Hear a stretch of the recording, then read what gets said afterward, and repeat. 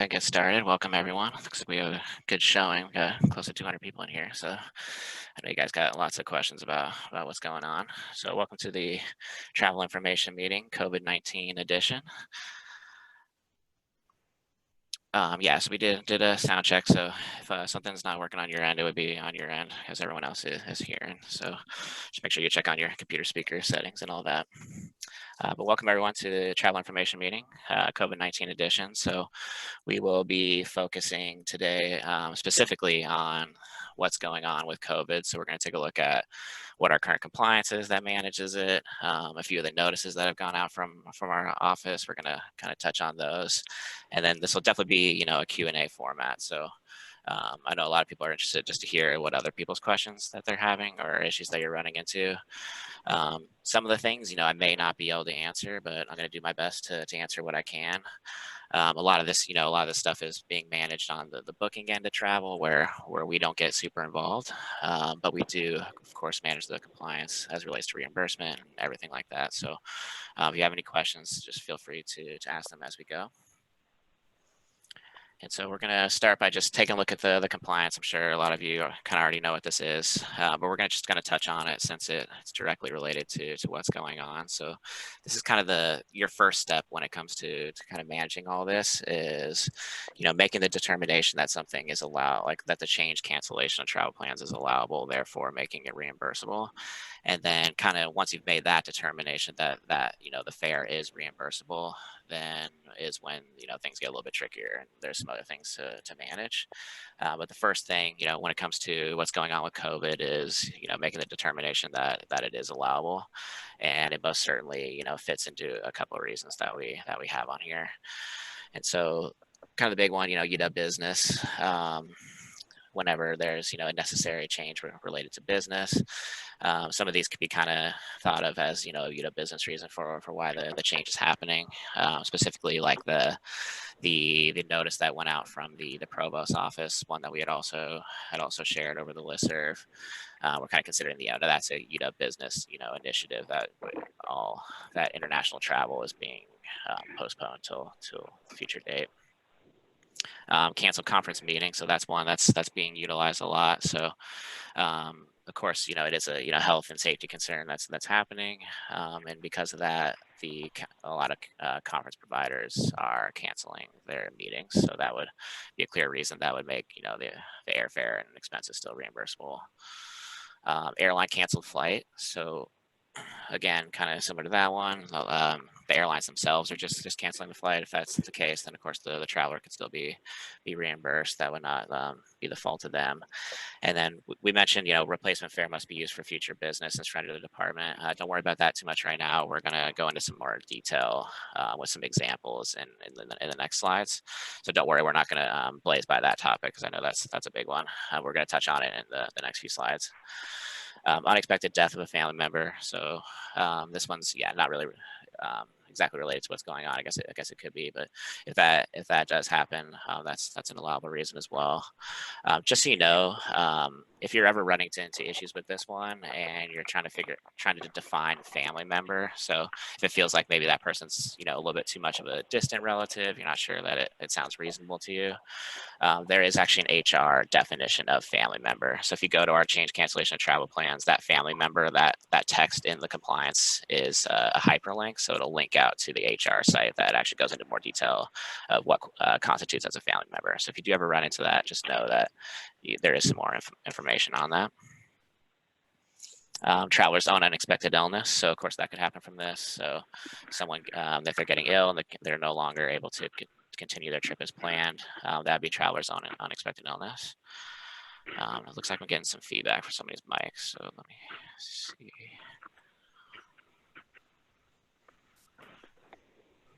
There we go. I think it's this one. Yeah, for some reason Zoom, you can set it so it mutes people initially, but then as people join later, their mics can be turned on. So I just gotta make sure I check back in here. Okay, hopefully that's a little better. And then for that one, so the traveler's own unexpected illness. So that would be the traveler themselves getting sick, no longer able to go on the trip would be an allowable reason. And then the last one, so this is actually always been a part of our compliance, but we we added to the change cancellation and travel plans section just because of everything that's coming up right now. There's a section in policy accountability that touches on this, but it does give the department discretion to make these determinations. And so what it is that another reason is that the department has made the determination that if the travel were to take place, the health and safety of the traveler would be at risk. So where you'd want to utilize this one would be, let's say, yeah, for some reason the conference hasn't been canceled, so the providers are still putting it on, even though there may be coronavirus in the area or something like that. The traveler themselves isn't sick. There's not another UW business reason for the cancellation, and so um, that would then give the department then to make the determination. Okay, we do consider this, even though they haven't canceled the flight yet or anything like that, but we consider this to be unsafe for the traveler.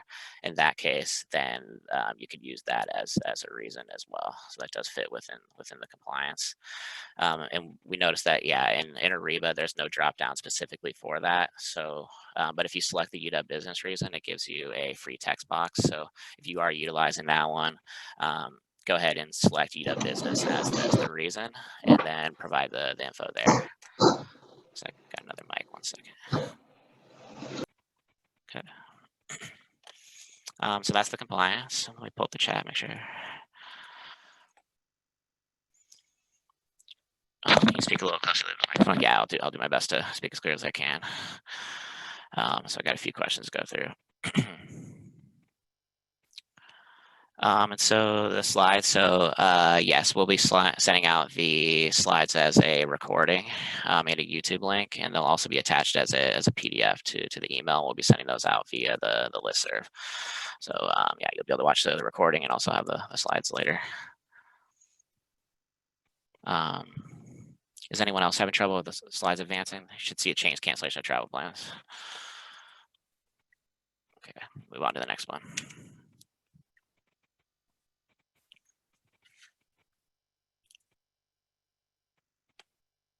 Make sure it's set correctly. Yeah, I think it is.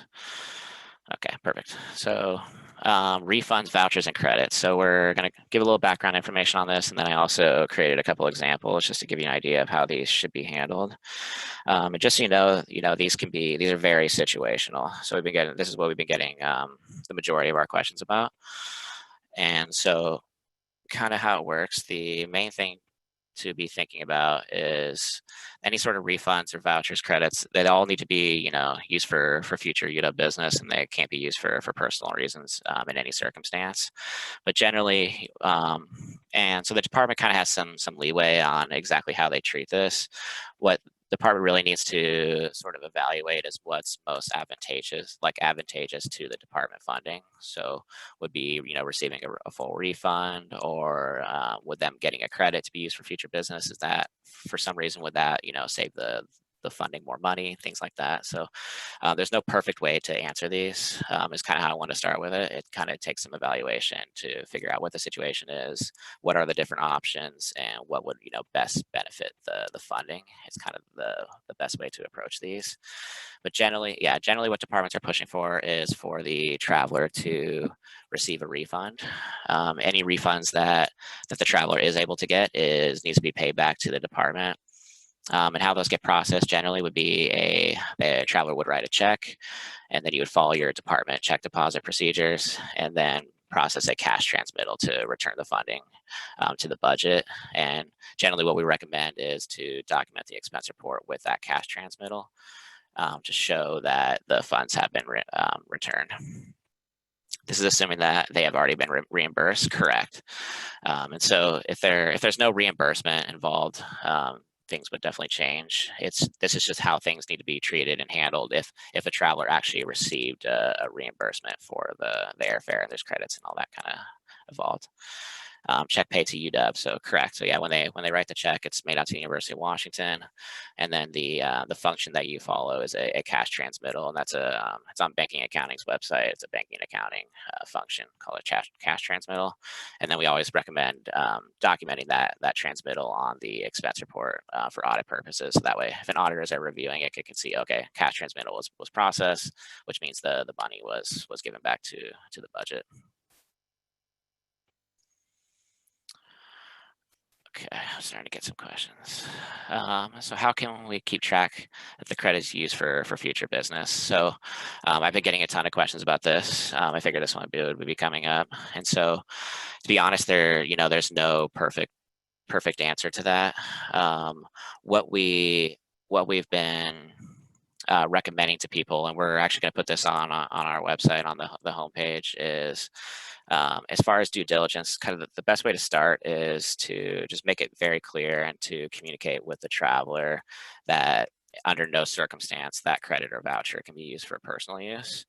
I think for audit reasons, I think that's kind of the most important thing to start with. That way, if for any reason it does come up in an audit, if that traveler did use it for personal use, even though they weren't supposed to, at the very least, the department has something to point to that says, "Hey, they did this, but we made it very clear that this was not authorized, and that it was that can only be used, for future business and was not permissible for personal reasons in any circumstance."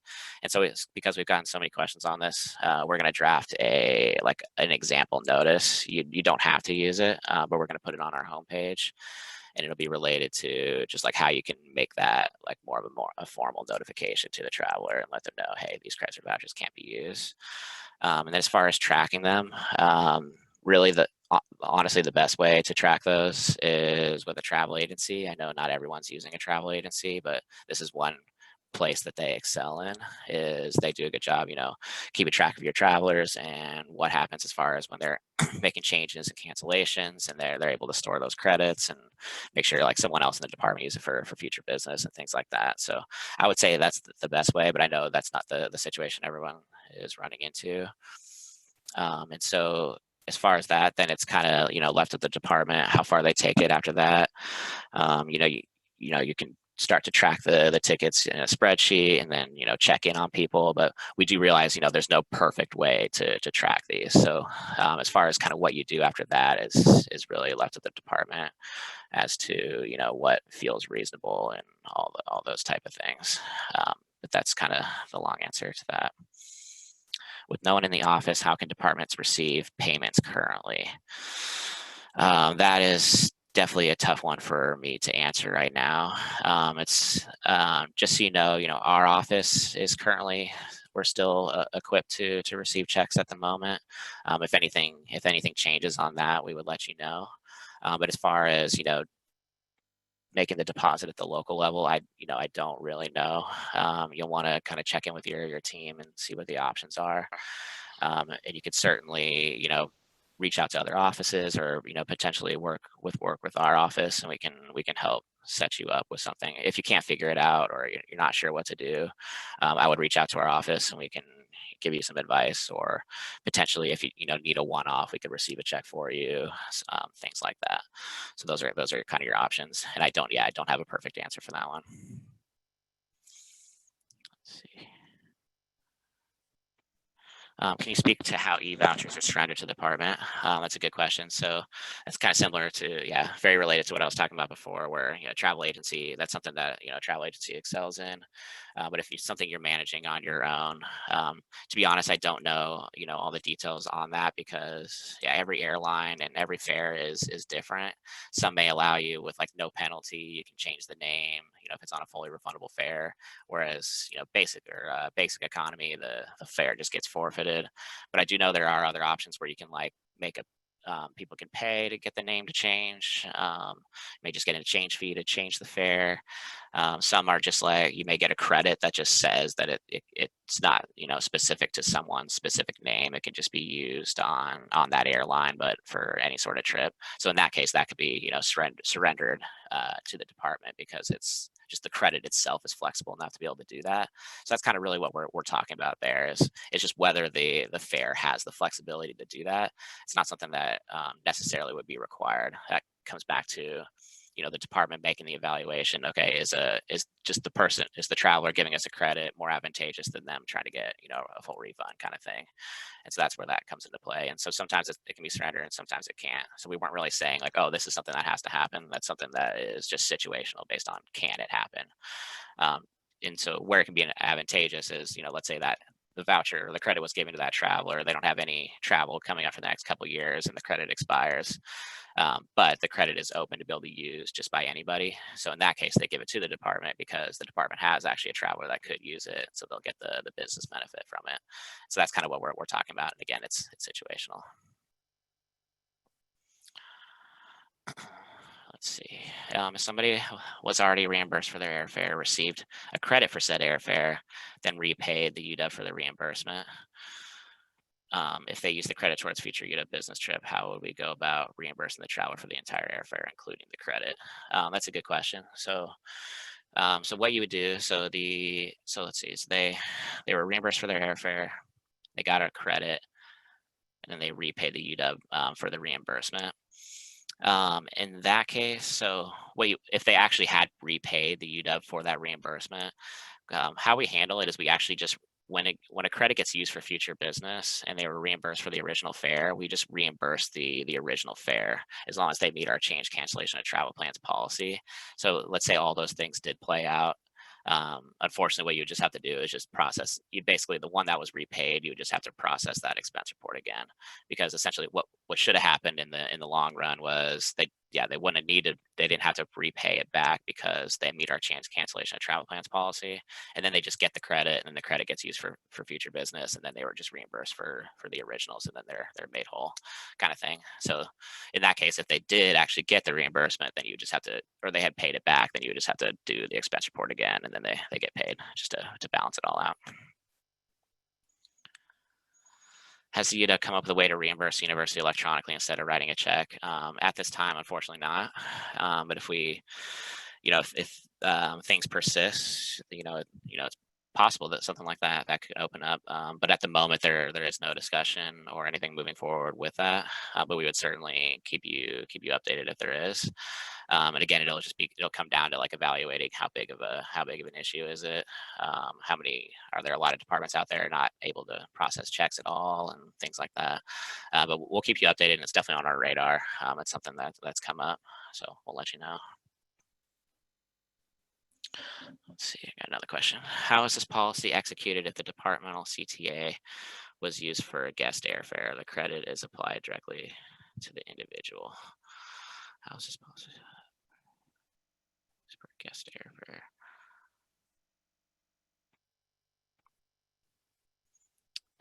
So yeah, for that CTA question, the same refund crowd or voucher credit policy applies to non-UW as it does to UW employees. There's no difference in the policy, so it would come down to them having to use that credit for future business, and then if it can't, then it would just get forfeited. And that would be just a good situation where it'd be good to have that notice and to notify them that it cannot be used for personal use. So that way, if it ever comes up in an audit, then you have something to point to. But I do realize, yeah, for guest travel especially, it's be near impossible to track these credits. So that's why I've been mentioning, sending a formal notice, so that way you have something to point to. Because I know you can't, sign into their My Wallet funds or wherever these credits are getting issued. It's all their personal login info. You wouldn't be expected to ask them for that login info to be able to track it properly and stuff like that. So that's where that all comes into play. What if the CTA was charged and the credit was at the travel agency end? I'm not sure I understand exactly what that means. Like that the travel agency received a credit. But the same thing would apply. Any credits, yeah, future use of business, if it was given back to the agency, then they would be, yeah, responsible for managing that get used for future business. The surrender airfare voucher I already touched on. So yeah, again, it's situational. Depending on whether the fare will actually let you do that or not. How do we handle airfare for staff who will separate from service?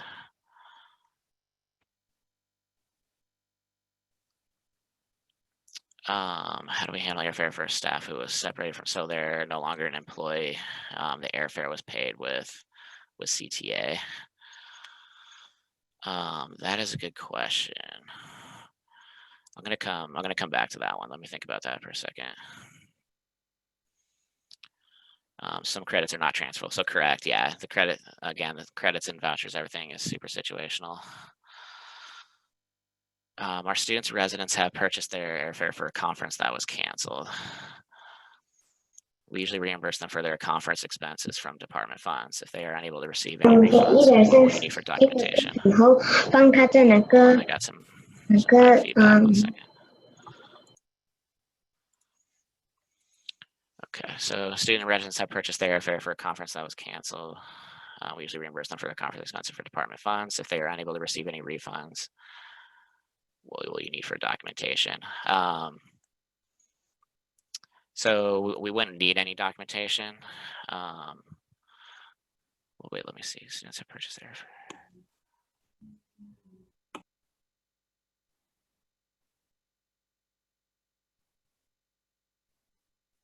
Oh, I see.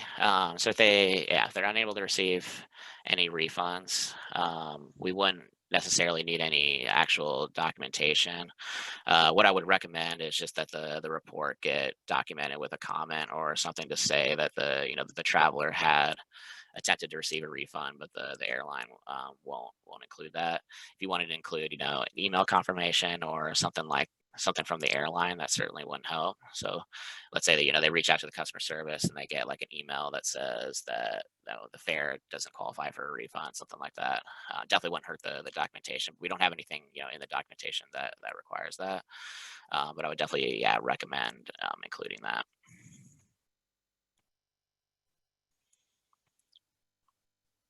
I also have a non-UW traveler who got a travel credit. How we have them surrender it.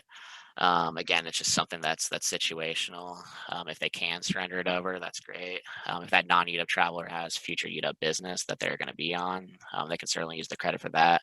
And then let's say they can't surrender it, they can't use it for future business, then you just need to notify them it can't be used for personal use, and then it just gets forfeited. So I know it's definitely kind of a tough thing to deal with. I know there's a lot that just get forfeited, and it hurts to just lose the funding.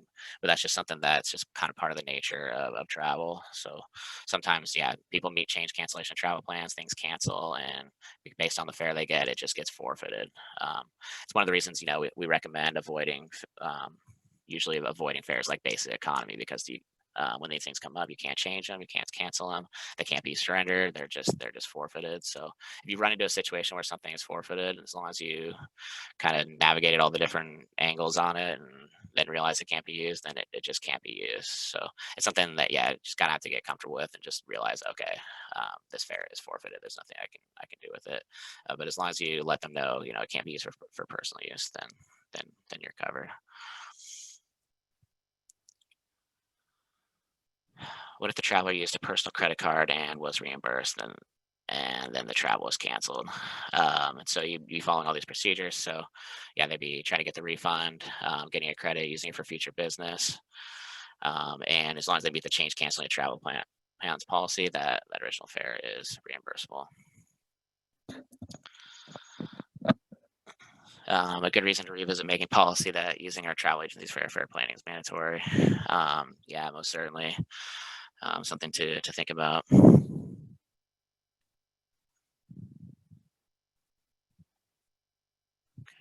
Getting lots of questions. What if a credit was given to a guest non-UW? What if the credit was given to a guest non-UW and the original was paid by the CTA? It is on a federal fund. To a guest.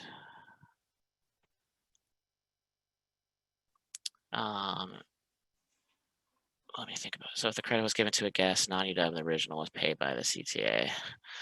So I mean, you'd still, default to our credit voucher information. As far as, specifically on federal funding, we do have Andrea Sawyer, who's in on this meeting if she wanted to add anything specific to federal funding.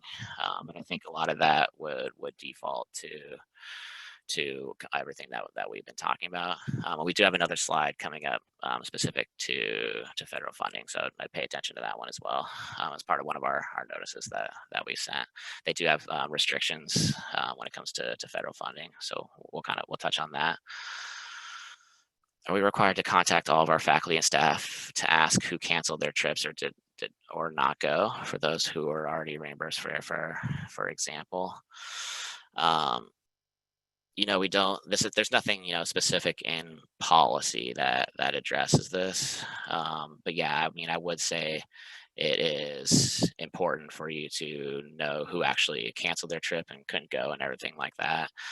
So I would say it's just required just based on making sure you can pass an audit and everything like that. If any of this stuff comes up, the department needs to know, who was canceling and who actually meets the compliance and is eligible for reimbursement.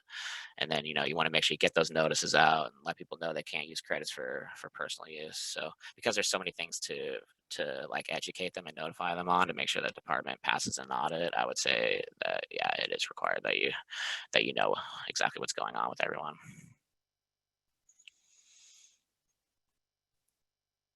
So we're not requiring travelers to repay the UW for airfare credit, even if they have been reimbursed. Correct. So it's more based on the actual original fare really than it is based on the credits. So the credits have to be used for future business, but they don't really come into play on like what's being reimbursed back to the department. What's being reimbursed or what the traveler is being reimbursed for or paying back is based on that original fare as opposed to the credits. And we have a couple examples that we're going to touch on that'll be a little make a little bit more sense.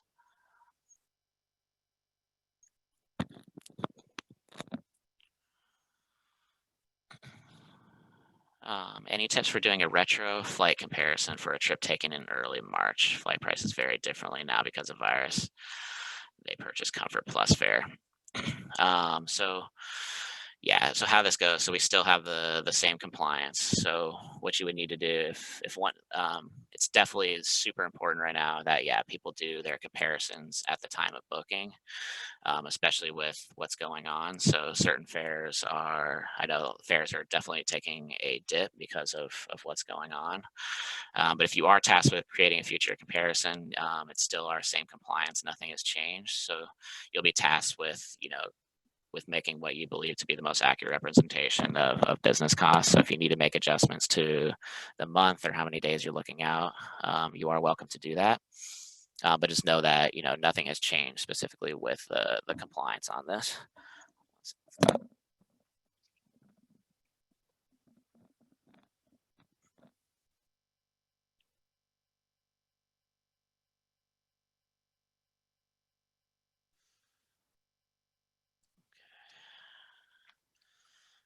What if the credit can't be used while a student is at UW graduating? It would still the same exact compliance would apply to that. So if it can't be used, then it would just forfeit everything I was saying where it's taken as a loss. If it can't be used for future business, then they can't use it for personal use. Make sure you notify them, and then it would just get it forfeited. You say the travel office encourages not buying basic economy. I thought we were expected to buy the cheapest flight. So yeah, that's a good point. And yes, our policy does say, but if you read our policy, it says the um, most economical or most logical and most economical. And so that's where the department has a little bit of leeway to determine certain fares and things like that to be unreasonable for business. And so that's why we encourage, staying off basic economy because of the known issues with it. So the fact that you can't change or cancel is definitely something that just doesn't really work for business travel. So that's where you can kind of apply the word logical to say, yeah, it may be more economical, but it can be unreasonable for business.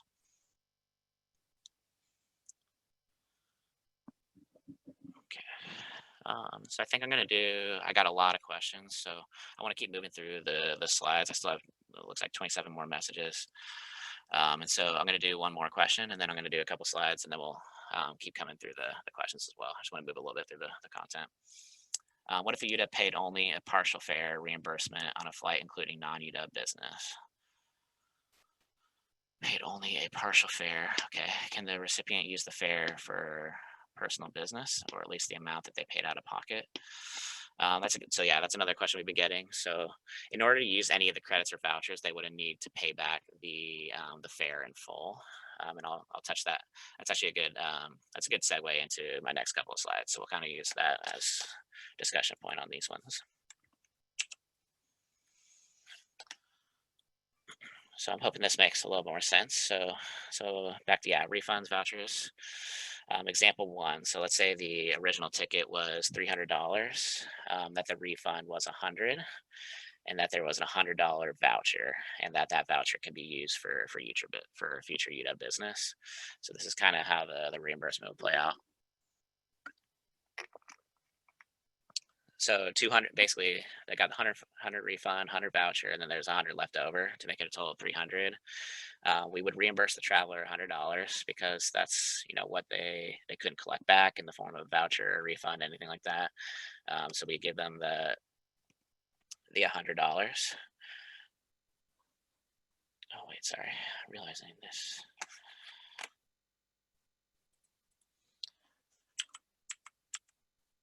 After reading this, I feel like there's actually an error.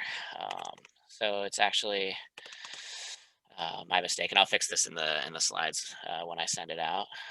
But so what's reimbursable actually is $200. So there's just a typo right here. I'm just realizing that where it says gold 100 is reimbursable, $200 would be reimbursable. So I'll update the slide when I sent that out. It's just a typo. But so they received a refund from the airline for $100. The voucher is 100. We would actually reimburse them 200 because the only amount that they could actually get a cash refund for is the $100 refund, and so the rest of the 200 is reimbursable to the traveler. That $100 check would be how they pay back the refund. So they got the refund, the cash advance refund that comes in the form, then they write a check made out there to the University of Washington, and then that gets processed as the cash transmittal. So like I was talking about before, and then that voucher gets used for future business, and then the reimbursement total would be the 200. So I apologize for the typo on that. And then one question we've been getting: so could $200 be given to the department instead, so that the traveler could use the voucher for personal use? And the answer is no. So we're getting a lot of questions about, okay, what if the traveler pays back specifically the voucher amount? Can they use that instead of paying back the original ticket? And the answer is no. And the problem is it's very messy as far as audit. We also don't really recognize credits or vouchers like as a reimbursable value, so there's no way to like truly know that if they had just paid back the voucher, was it really fair to the university funding. So where it really gets excuse me, where it really gets messy is it's turning into situations where there could be personal benefit to the traveler when they're just paying back the voucher. If the ticket was $400 originally, and then the voucher is 200, if they just pay back 200, then they're kind of benefiting off the university funding in a way. So there's ethics issues and things like that, and just trying to have that all backed up in an audit is just too messy. So those situations should be said no to. Okay. I'm going to finish this other example, and then I'm going to come back to the questions for a bit. So example 2. So the original ticket was $300. There is no refund. So the traveler tried to get a refund. There's no refund. A credit is issued, but it can't be used for future business. So they can't surrender to the department. There's no trips coming up. And so in that case, then the original $300 is reimbursable as long as they meet our change cancellation of travel plans policy. And then this would be a situation where it's important to notify the traveler, even though it can't be used for business, it does not allow it to be used for personal use. And like I mentioned, we'll be putting up an example notice. You're welcome to draft your own notice and things like that. This isn't we required that you use ours. We're just going to have it there so you have it as some verbiage if you need it, just to keep things consistent and make sure you give all the info that you need to provide. And right after the meeting, I was gonna get that drafted and get it on. I ran out of time up to the meeting, so I'm gonna draft that, and it'll just be on the homepage. So if you go to our homepage, we have our recent updates, important notices. That's where we have all of our recent notices about everything going on with COVID, and I'll make sure to get it updated there. Okay, let's go ahead and jump back to the questions.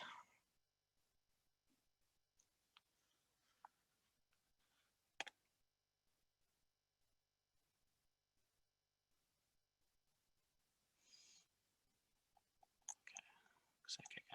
Teresa was helping with one of the questions. One second.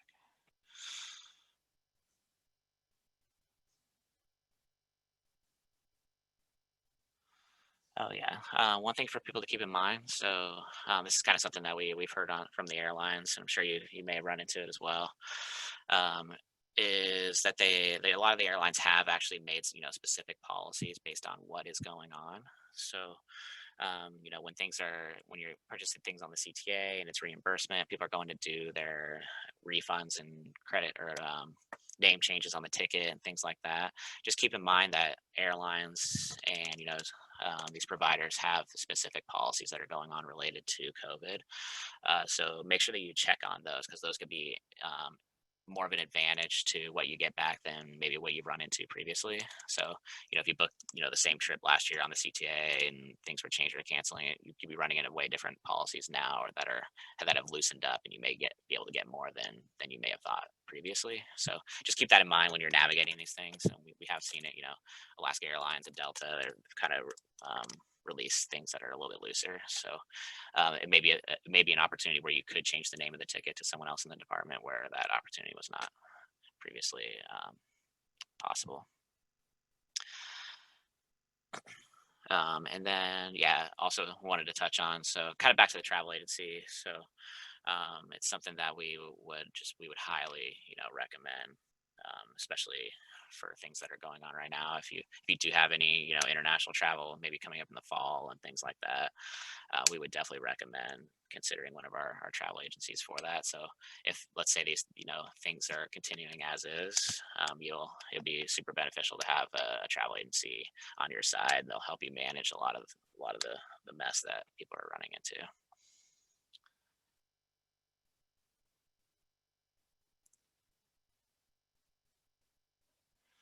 So we got a question. So what if faculty pay for their airfare? The conference was canceled. I think we already addressed that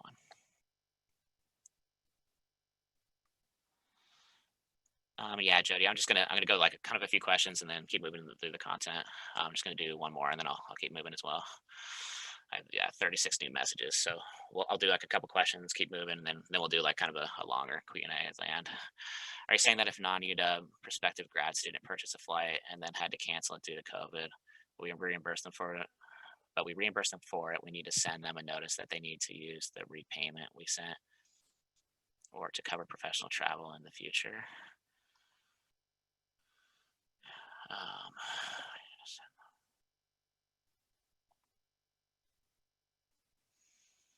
Um, yeah, kind of yeah, what we're saying is when you run into that situation, they just need to know that they would use it, as long as they meet the change cancellation travel plans, they can still have the reimbursement, and then that they for anything coming up that they have to use it for professional travel in the future. So same exact guidance as I've been given before.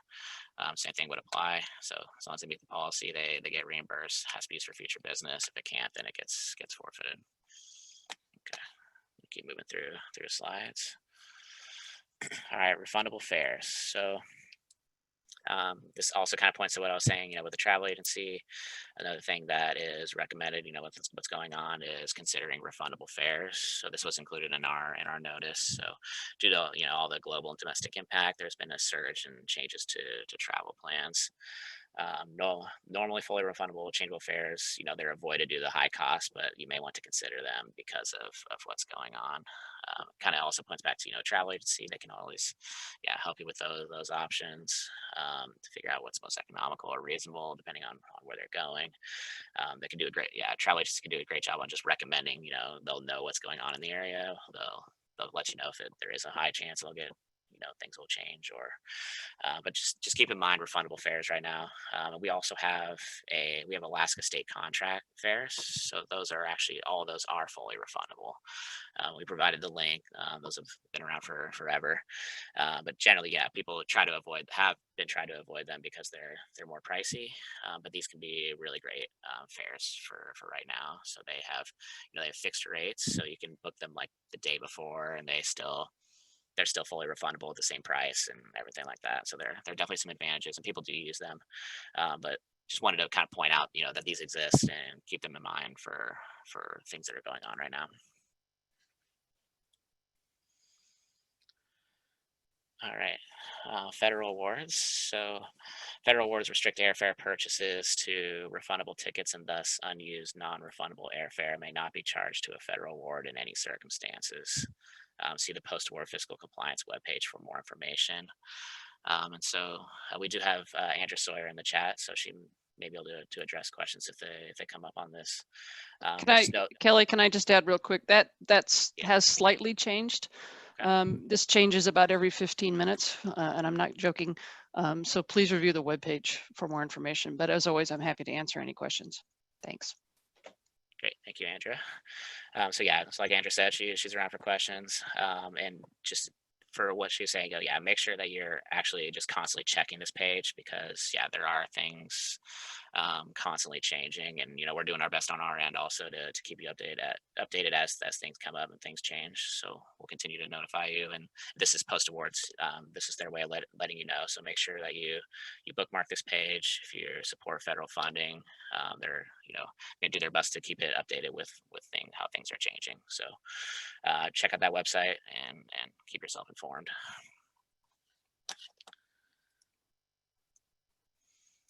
Okay, and the provost office, just a reminder that they had sent out that notice regarding restricting international travel. So they restricted all official UW travel outside the United States until further notice. And we have the link right here that brings you to the notice on our website. It's also on our homepage under recent notices, and it's got the full notice from the provost office. So if you haven't seen that, just make sure you're aware with everything that's going on that. And if you have any specific questions about that ban, just make sure you review that information. And if you have any questions about it, may be good to reach out to the provost office if you have any sort of critical or travel coming up and you're not sure whether it's something that absolutely has to be canceled or something like that, or you need to talk to them about something. We'd recommend reaching out to them. Also, the UW Office of Global Affairs, they're pretty heavily involved with things that are going on as well, and they support international travel safety and things like that. So make sure you also kind of keep an eye on their resources related to international travel. But as of right now, all official UW business is restricted to the United States or outside the United States until further notice. For those involved in study abroad, so if you don't support study abroad, you can disregard this one. But just note that travel expenses, visas, flights incurred by students studying abroad in general are not reimbursable. And so they also have a website that they're keeping up to date. So kind of like what Andrew was saying, the study abroad office, they also have a specific site related to what's going on with coronavirus. So if you support study abroad and you haven't seen that yet, just make sure you check out that link, and it's got some contact info. So if you have any questions, reach out to them on what's going on.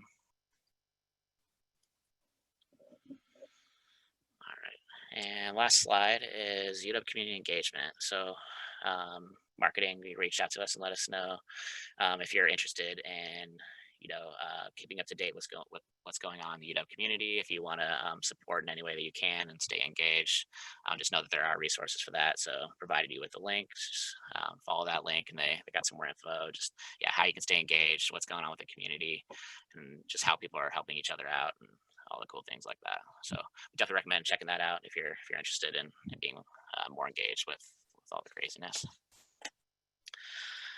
All right, so that's all I have for slides, and now we'll definitely jump into the Q&A. I know I've got, looks like quite a few messages. So, but as usual, if you have any questions after the meeting, again, we'll be sending out the slides on the listserv. But you're welcome to reach out to us at any time. We'd also sent that notice, that our phone is up and running. So even though we're working from home, our main line is open. So feel free to still call us on that number. So we're actually not operating on our cell phone or anything like that. So we don't have a temporary number. Just go ahead and you can reach us on our main line like usual. Now I'm going to jump into these questions. All right.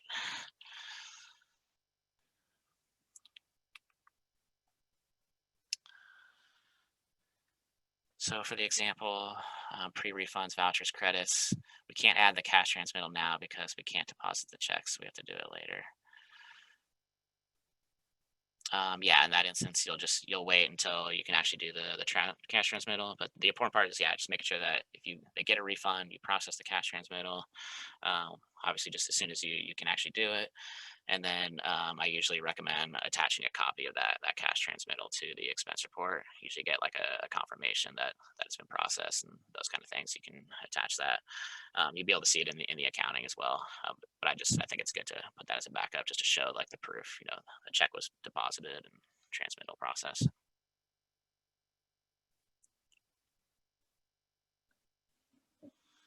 Um, so some problems with the examples. What scenario is that in case a person did not get reimbursed yet or already reimbursed?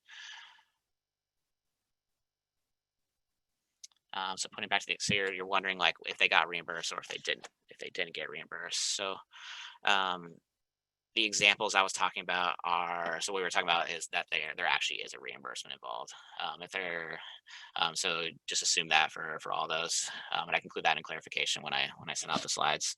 But those examples are for specifically when there's actually a reimbursement involved, not when there isn't. And it would still play out the same, if they got reimbursed at a later date or if they got reimbursed prior, you would still follow the same thing procedurally. So let me I'll go back to the first example. So again, remember $200 is reimbursable. But this wouldn't change, whether it was reimbursed prior or reimbursed after. 200 would just be the reimbursable amount. And then if for any reason, if the department is not reimbursing them, they would be being more strict in our compliance. And then you wouldn't have to track a future or a voucher or anything like that. If there's no actual reimbursement involved, then that kind of negates the audit risk because what we're really just making sure that that no university funding is linked to like personal use is the important part. But if there was no reimbursement, that just sort of negates that issue. So these so sorry that wasn't clear, but yeah, just to be clear, these are when there's a reimbursement involved. To confirm, someone cannot buy their airfare voucher for personal use. Correct. That's what I was saying. So that would be this example down here. So could $200 be given to the department instead, so that traveler could use the voucher for personal use? I know that doesn't fit perfectly every example, but but yeah, for that question, they can't buy the voucher because of all those. It just would be too messy in an audit. How much was that voucher truly worth? They may say it's worth 100, but in reality, it's worth something else. And then, if the original reimbursement was more than that voucher, is the traveler gaining a personal gain, all those kind of things. Can I reimburse a non-refundable airfare on a grant budget? Um, that I believe, yeah, falls under the information that's on Andrew's website regarding the COVID stuff. So just make sure that you review that. But there are restrictions related to, yeah, non-refundable fares and whether it can be charged to a grant. I believe, yeah, it may just be for federal funding, but make sure you review that page, go into detail, and then make sure that your budget is exempt from that if you are charging it. And if you're not sure, still reach out to Andrew's office and they'll let you know.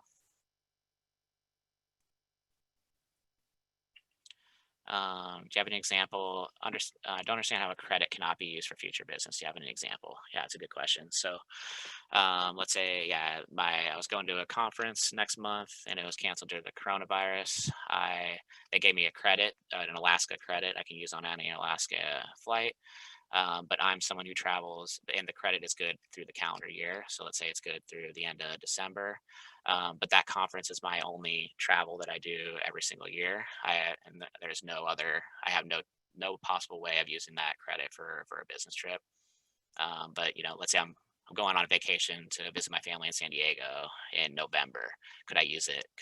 But I don't have any business trips through the end of December. Could I use that for personal use? The answer is no. It would just get forfeited. So that would be an example of that credit could only be used for Alaska Airlines. I can't transfer it to another person. I can only be using my name and I have no travel coming up. So that would be the example of it being forfeited.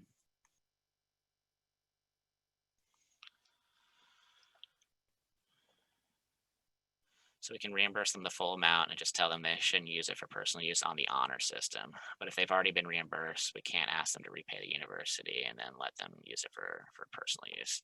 Yeah, so that's a good question. So yeah, in kind of a way, it is kind of best to think of it as an honor system. I know it's not perfect, but yeah, that's why I've said, giving a formal notice is what I would say be the bare minimum, because that's something you can do without tracking. You know what I mean? Not just you can have that notice ready, you send it to them. It's not going to require a bunch of legwork or trying to spy on people and like that kind of thing. At least you got the notice, you let them know, and then departments are welcome to to track if there is more concern regarding an audit based on the funding type, things like that. You're welcome to check in with people, create spreadsheets and track things. It's not something, I'm not saying that that's something that you shouldn't be doing or don't have to do. It's more, yeah, it takes some evaluation on what's most advantageous and what makes sense and what's reasonable for the department's time. But yeah, in some cases, yeah, it's going to kind of feel like an honor system. But if they've already been reimbursed, we can't ask them to repay the university and let them use it for personal use. No, so yeah, there's nothing in the compliance that would really allow you to. I mean, you could do it because you're being it's being more strict than our compliance. So if that's something that the department was pushing for, they would need to make a department policy on it and make sure they apply it to all travelers in like circumstances. So like one traveler shouldn't be asked to pay back and then they use a credit for future business, whereas another one isn't. I have seen a couple departments pushing for that, but I would say in general, that's not what people are doing. It's not required. As long as they meet our change cancellation of travel plans policy, then they get reimbursed, in full for the original, and then back to all the other things I've been saying.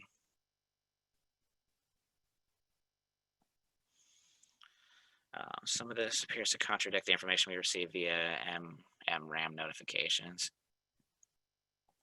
If you have any of that, could you send it out to us just to make sure we don't, yeah, there aren't any concerns with that. You just email us at travel@uw.edu. It'd be a good thing just for our office to take a look at, just to make sure if there's any inconsistencies or maybe if they're doing something wrong or something like that, then we could reach out. But I would without seeing the notification, I wouldn't be able to compare. So if you could send it over to us for review, that'd be awesome.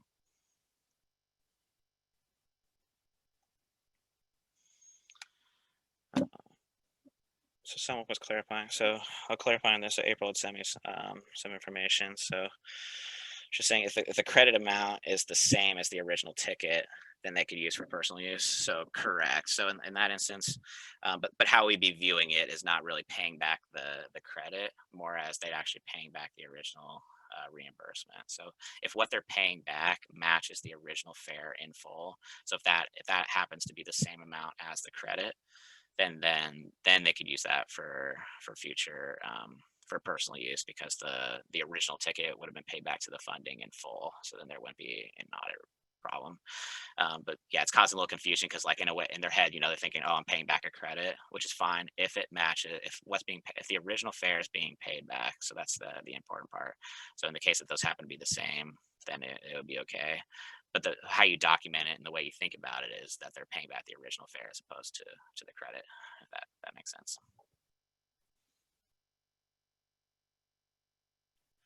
So per MRAM,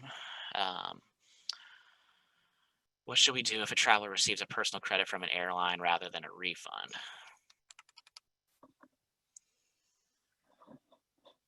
The cost of the airfare cannot be charged to the sponsored award. This is because there is no assurance that the airline credit will be used for travel for the same award.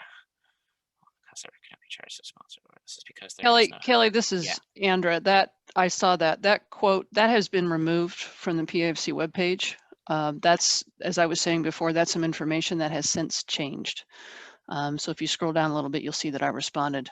So I just don't want you trying to answer that because that information has actually changed. Okay. Yeah, I was going to read through it first. It didn't seem like I could answer it, but thank you. Appreciate it. Okay. So yeah, the updated info on the website for that one. So Dora says she created a spreadsheet to keep track of refunds, credits, etc. So yeah, I have heard some departments are doing that, so you can keep track of that. Come back to them later. It's certainly something that you can do.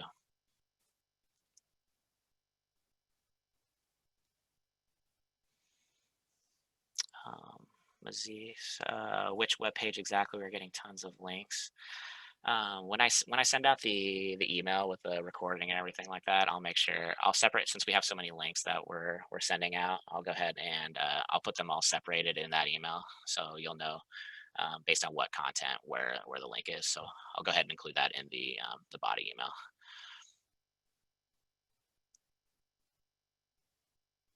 So why not get them to return funds if they can't use the credit for business, but for personal travel?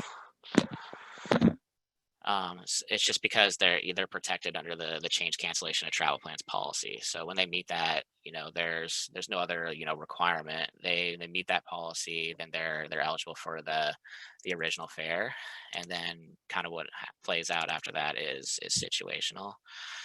If they can use it, so then it just comes down to the traveler. Like, do they want, if they want, we can't require them to use it for personal. That's completely separated from what's going on with the business. That's just more like, oh, if they actually really want to pay back the full amount, then it would be okay to use it for personal use. But I couldn't see it a reasonable situation and requiring that if they were able to use it for personal use that they have to pay that back. We can't. Yeah, it would be kind of, wouldn't make sense to expect that. What if we already processed a cash transmittal for a faculty who had received a credit for airfare? It went back into the proper budget. Should we reprocess the original reimbursement they just repaid?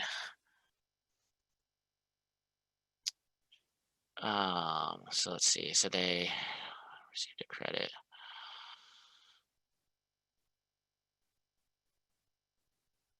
So yeah, you'll want to make sure you reconcile it based on the information that we've provided it.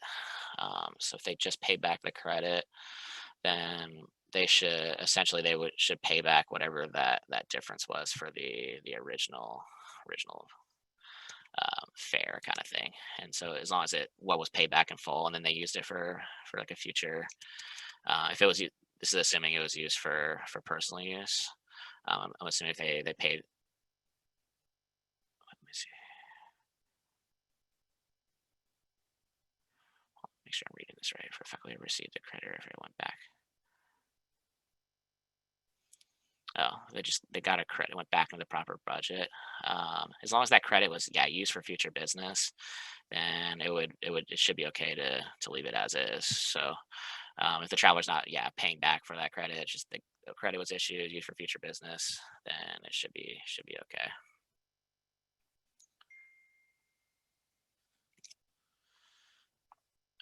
Let's see. Okay.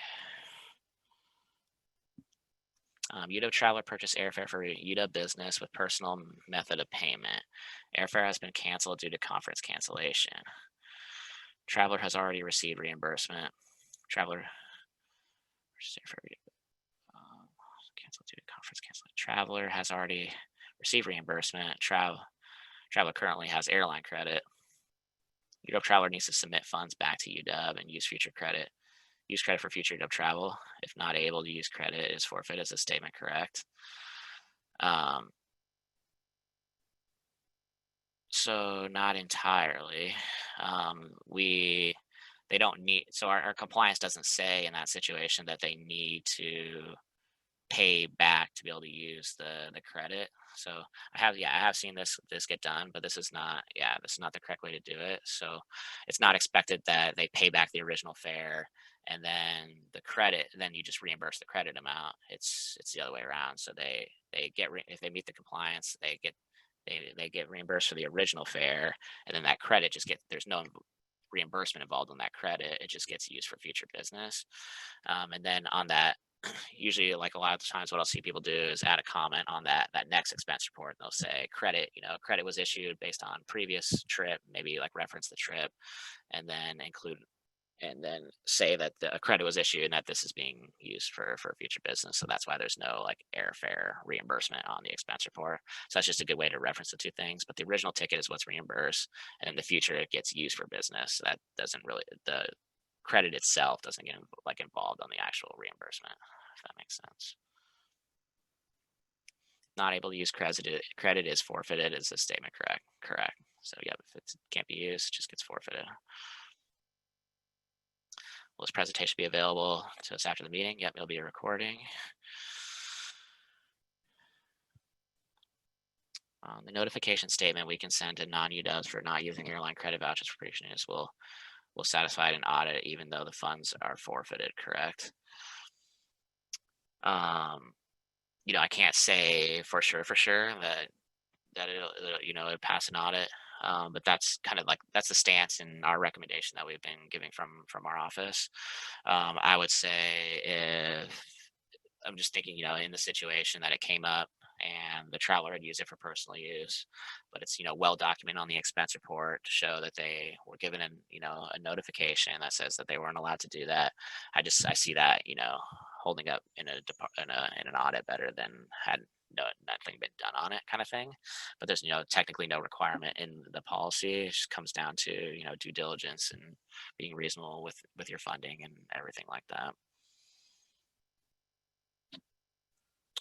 If the traveler has been reimbursed previously and then reimburses the UW the entire cost of the ticket, can the traveler then use any airline voucher for personal use? So correct, yeah, we've gone over that a little bit. If they do, they have to reimburse the original ticket in full. If it is, then they could use the airline voucher, but it needs to be well documented. Include the cash transmit on the original ER, show that fully the funds have been returned, and then once that can be proved to an auditor, then it would be okay to use for personal use.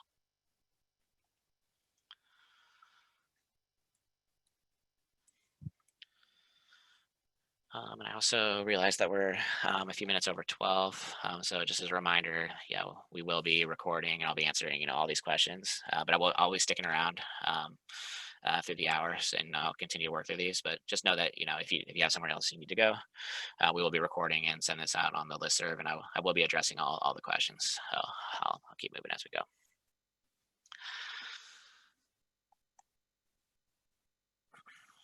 The original fare was already charged to a federal budget. The conference was canceled. An airline credit voucher was issued directly to the individual. So does the original airfare expense charged to a federal budget will need to be transferred to a non-federal budget because it cannot be guaranteed that the credit voucher will be used to benefit that specific federal budget. I will say that sounds like based on what I've read, that sounds appropriate. But again, refer to Audra's page on the Posted War Fiscal Compliance page regarding federal funding. And if you need to double check with them, I would. But that based on what I've heard, that sounds appropriate. But I just don't want to give the for sure answer since we're not the experts on the federal funding. But that sounds like the situation you're up against based on what federal funding requires you to do. And if the reimbursement for only for a comp fare for a trip, if the reimbursement for only for a comp fare for a trip including non-UW business.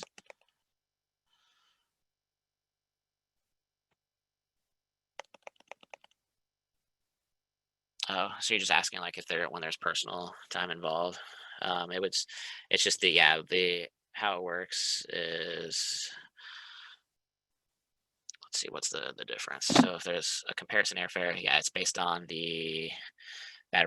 what's originally reimbursed is then evaluated based on the comparison airfare, and then the same thing then applies to all this other stuff. So if the comparison airfare was 200 and the with the actual personal was 300, we'd still only be reimbursing the 200, and then any like the change cancellation fees, anything like that, subject to our change cancellation of travel plans policy, and that determines what's reimbursable, still based on the comparison airfare, and then you default to any refunds or credits or vouchers. Then you default to all the other things I've been saying.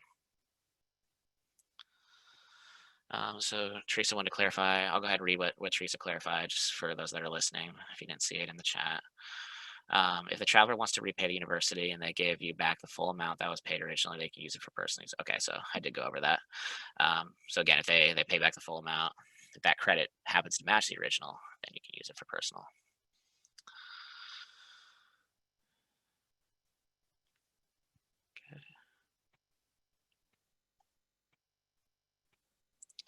All right, getting some good questions. Traveler's ticket was $812. paid for initially by a traveler because of personal travel, including the price comparison, unfavorable. But UW is reimbursing $640 of it. With the balance on the traveler, because of personal time travel included. Okay. Delta is not refunding, just crediting. Conference not canceled, but postponing till fall. Traveler believes that's 172 is her personal credit. How are we to differentiate? Can we? How can we prove to a potential owner that we did everything right? So in this case, yeah, based on our change cancellation travel plans, they'd still be eligible for the original. So the 640, based on the price comparison, since it's less, and then so they would just get the 640 because they meet the policy. And then as far as the credit, so if that's just a credit that can be applied to airfare, it just gets used for future business. So then they can deduct the 172 from that future business trip. If they can change the name on the credit, give it to the department. And then if it can't be used for future business, again, it gets forfeited. Send them a notice saying, even though it's being forfeited, it can't be used for personal use. So that's how something like that would play out.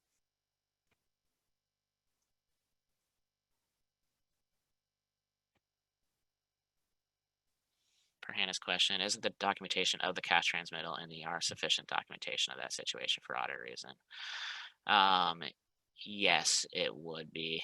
As long as it's clear in the accounting that the funds have been returned, it's okay. I was kind of just saying, attaching a copy of the trash transmittal. That's something that's extra. It's just recommended.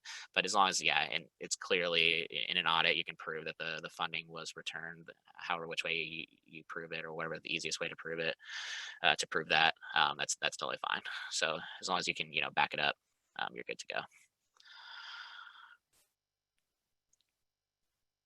To Andrea, would it be possible, or maybe to Andrea, would it be possible to do a session like this for those federal grant travel questions? The information is changing, so it'd be good to clarify. Yeah, definitely can answer that. That would be on Andrea's end. But they have their website, so make sure you're for sure keeping up on that. But if they were, moving forward with something on that like that, I'm sure they would let you know. Okay. Just to clarify, if a traveler repaid the UW for airfare credit for airfare they were reimbursed for, should we process the original reimbursement? You first answered my question by saying we should reprocess the reimbursement, but you just answered the question saying to leave the repayment in the budget. So let's see. So yeah, I remember this question. If a traveler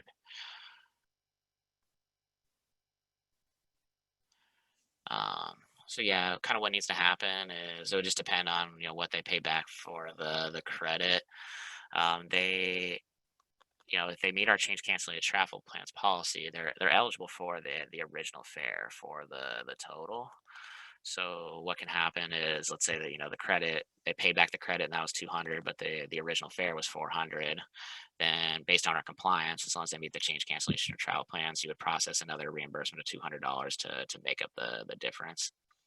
So I apologize if I answered that one incorrectly or unclearly. But yeah, if they pay back that credit, then it's just dependent on how much they had paid back for that credit.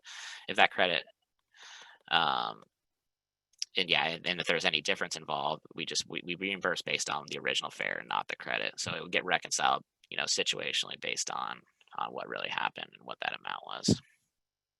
And then that credit just needs to be used for future business. If they're planning on using it for personal use, how you would reconcile then is making sure that they pay back the original. If the original is paid back in full, then they use the credit for future for personal use, then they would be okay.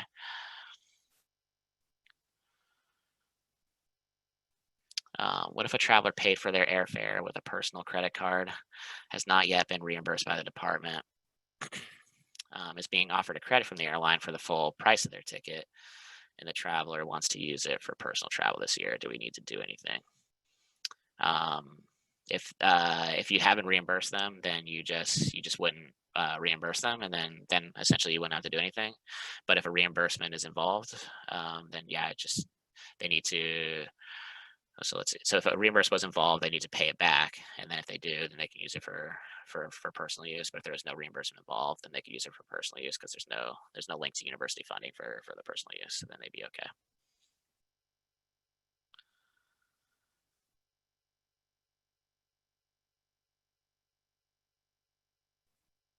And Teresa clarified, if they want to require the traveler to reimburse the university if they use the ticket for personal use, they are within their rights to do so. So yeah, correct.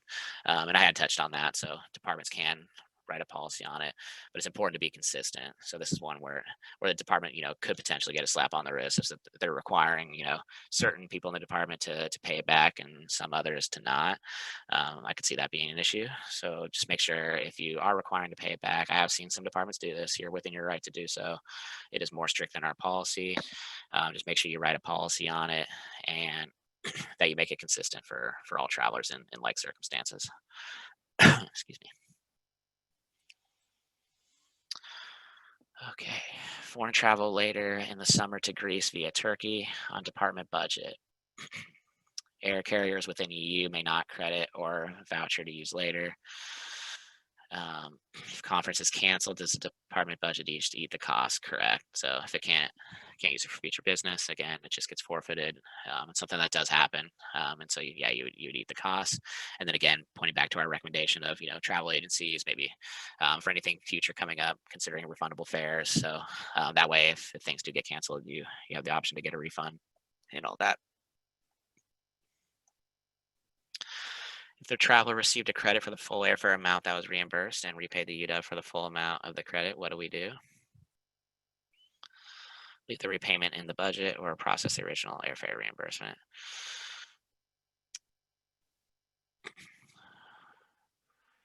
So yeah, you just leave the repayment in the budget. You wouldn't need to reprocess anything as long as it was paid back in full. That original expense report is documented, and you can show it was paid back. Then there's nothing left to do, so you're good to go.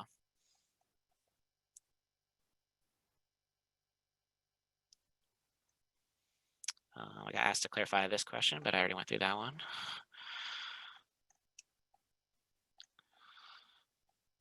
But yeah, just to clarify again, so that yes, so reimbursement would be based on the comparison airfare, like we normally would. So that would be what they're eligible for reimbursement based on the can't change cancellation. And then that the credit is kind of ignored as far as reimbursement wise. It's just used for future business. But on that next ER, it would be good to document saying a credit was used, no reimbursement, or let's say a credit was used for partial on that next expense report, then you could add a comment saying 172 credit applied, no reimbursement to the traveler, but reimbursing. And then and if there were any difference on top of that, then you would reimburse the difference. So it's based on what they actually paid, not based on credit amount being used is how we evaluate the reimbursement. Then again, the comparison airfare is how we make it fair as far as we're keeping it so it's UW business costs only.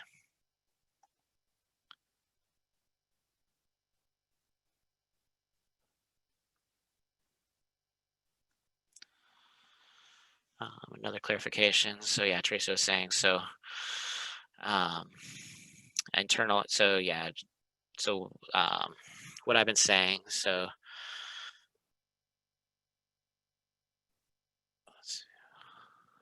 So yeah, what we've been saying. So yeah, this is just educational, audit guidance. The things we say, and I mentioned this already. What we say for sure. Wouldn't necessarily always pass an audit. Or just educating based on the compliance. So these are just this is the best guidance we could give and everything like that. But always refer to your funding sponsors and everything like that to make sure you're meeting all their policy. You also consider you have UW internal audit as a resource, especially if there's anything ethics involved. So I know I could see business ethics getting involved with some of these things, so those can get a little bit more sensitive. If that's the case, make sure that you work with UW internal audit on those type of things. They're the office that's equipped to deal with things on the ethics ends.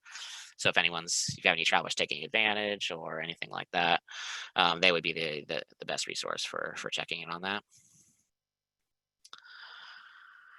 Um, So Maria, so should we then ask for travelers to repay the UW for airfare credit they receive if they were already reimbursed for the airfare?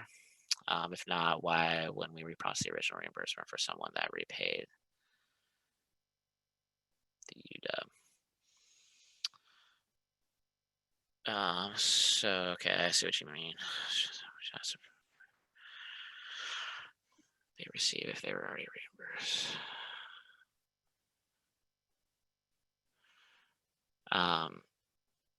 So as long as so the credit would be a result of that original reimbursement. So as long as if they pay back the original reimbursement, they can use that credit. So once that's been taken care of, then they're okay.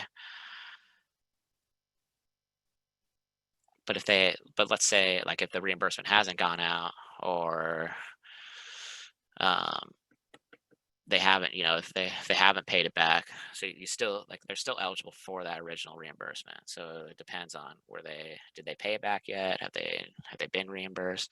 They've already been reimbursed, and then they get the credit. Then essentially they're squared away. That credit just gets used for future business. If they had already paid back the full amount and now they got the credit, then you would process another reimbursement because they're eligible for that original. They'd be eligible for that original reimbursement unless you have a department policy that's blocking this, or there's something or funding type that's more strict or something like that. But if you're defaulting to our compliance, they get that original reimbursement. If they'd already paid it back, then essentially that could be just kind of deemed like, oh, the procedure was followed incorrectly. Then you need to process a new expense report, get them that original reimbursement, and then the credit defaults to like all the other stuff we've been saying. So use for future business, surrender to the department, or it gets forfeited.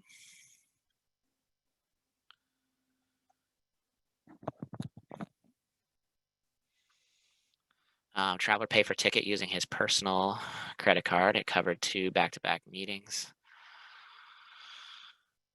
The first part of his trip was to attend a conference, and partial reimbursement would be paid off a gift account. The second part of the trip was research related, and part of it to be paid via federal funds. The airline should not refund ticket, or the airline would not refund ticket. How should we reimburse traveler? Let's see.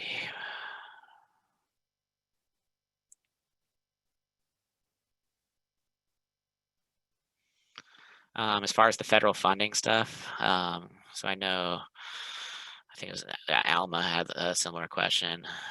So I don't want to give any incorrect guidance because we're not the experts with federal funding. So, but it sounds like based on the information that I've seen that you need to figure out a way to charge like the federal funding amount. Can't charge. It sounds like it can't charge anything that wasn't purchased, with the refundable fare.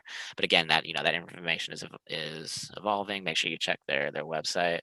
And so, what I would do, yeah, if it were me, I'd map it out and say, this is how I'm going to charge it. And then you could, reach out to the Postal Board Fiscal Compliance. They could help walk you through it and just say, okay, that sounds appropriate. That you're not charging it incorrectly. But yeah, just pay attention to that part where it says, if the fare was a certain class and something comes up where it couldn't be, changed or canceled, make sure what's being charged to the what you're charging to the federal fund is allowable. So I'd refer back to that website, review it in detail, and then if you're still unsure, then you could double check it through the post award. And yep, so yeah, just go ahead and process the original reimbursement for that one, Maria. I think that makes the most sense. And then just letting them know, yeah, use that credit for future business, deduct that from whatever airfare they can deduct it on in the future, and then just make sure that that's not included in the future reimbursement, and that should square it away.